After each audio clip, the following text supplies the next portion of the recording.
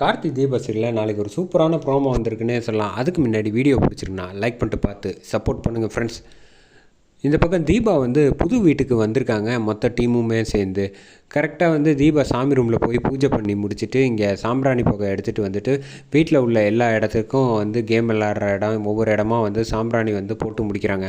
போட்டு முடிச்சுட்டு கடைசியாக இந்த பக்கம் வந்து பூஜை ரூமுக்கு வர்றப்போ வந்து ஆனந்தும் மீனாட்சியும் பார்த்து பேசிக்கிட்டு இருக்காங்க. ஆனந்த் வந்து மனப்பூர்வமாக மன்னிப்பு கேட்குறாங்க மீனாட்சி கிட்ட. மீனாட்சி தயவு செஞ்சு என்னை மன்னிச்சிரு, நான் வந்து வேணும்ன்ட்டு எதுவும் செய்யலை, ஏதோ புத்தி தடுமாறி ஏதோ தெரியாமல் பண்ணிட்டேன் அப்படின்னு சொன்னோன்னே, பரவாயில்லைங்க விட்டுருங்க, அத்தையே உங்களை ஏற்றுக்கிட்டாங்க, அதனால் நானும் உங்களை வந்து மன்னிச்சிட்டேன். இந்தாங்க நீங்கள் நான் கழட்டி போட்டேன்ல அந்த தாலி என் கையில் வச்சுருக்கேன் பாருங்கள், இதை எடுத்து என் கழுத்தில் மாட்டி விடுங்க, இன்றைக்கி நல்ல நாளாக இருக்குது அப்படின்னு சொல்கிறாங்க. உனக்கு சம்மதமா அப்படின்னு வந்து ஆனந்த் கேட்டோன்னே சம்மதம் தான் அப்படின்னு சொல்கிறேன். அதான் கொடுங்க, நானே கொடுக்குறேன்னு சொல்கிறேன்ல, மாட்டி விடுங்க அப்படின்னோடனே சரி நீ சொல்லிட்டல்ல அப்படின்னு சொல்லிட்டு தாலியை வாங்குறாங்க. வாங்கிட்டு வந்து மீனாட்சி கழுத்தில் வந்து மாட்டி விட்றாங்க. தாலி வந்து கட்டுறதை பார்த்தோன்னா வந்து சந்தோஷம் தாங்க முடியாமல் தீபா வந்து சிரிச்சுக்கிட்டு இருக்காங்க.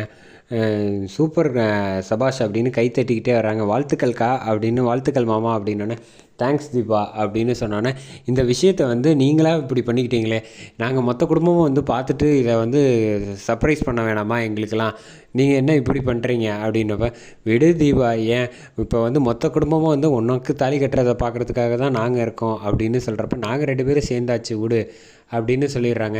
எங்கே கார்த்திக் சார் வந்து இன்னும் ஆளையே காணோம், நீ எப்போ தான் இந்த சார்னு சொல்கிறத விட போகிறியோ எனக்கு தெரியல அப்படின்னு. அது கொஞ்சம் ஃப்ளோவில் அப்படியே ரொம்ப நாளாக பேசிகிட்டு இருக்கேன்ல, அதான் வந்துருச்சு அப்படின்னோன்னே, விட்டுட்டு வேறு மாதிரி கூப்பிடுவே, அப்படி கூப்பிட வேண்டியது தானே அப்படின்னு சொன்னோன்னே, சரி அதெல்லாம் போகட்டும், ஆமாம் அவர் எங்கே இருக்காப்புல அப்படின்னோன்னே, இல்லை இந்த ராஜாவை பார்க்குறதுக்காக போயிருந்தாப்புல, ஆனால் வந்து அதுக்கப்புறமேட்டுக்கு ஆளை காணோம் அப்படின்னு சொன்னோன்னா, ஃபோன் போட்டுப்பார் அப்படிங்கிறப்ப இந்த பக்கம் ராஜா வீட்டில் வந்து கரெக்டாக வந்து ரம்யா வந்து அந்த பேகை வந்து தேடிக்கிட்டு இருக்காங்க. பேகு தேடிக்கிட்டு இருக்கப்போ வந்து அந்த பேகை வந்து எப்படியாவது ராஜா வெளில அனுப்பணும்னு சொல்லிட்டு அந்த பக்கம் உங்களை தேடி யாரோ வந்திருக்காங்க பாருங்கள் வாசலுக்கு அப்படின்னு சொல்கிறாங்க. இந்த பக்கம் வீட்டில் வந்து பேகு தேடிக்கிட்டு இருக்காங்க.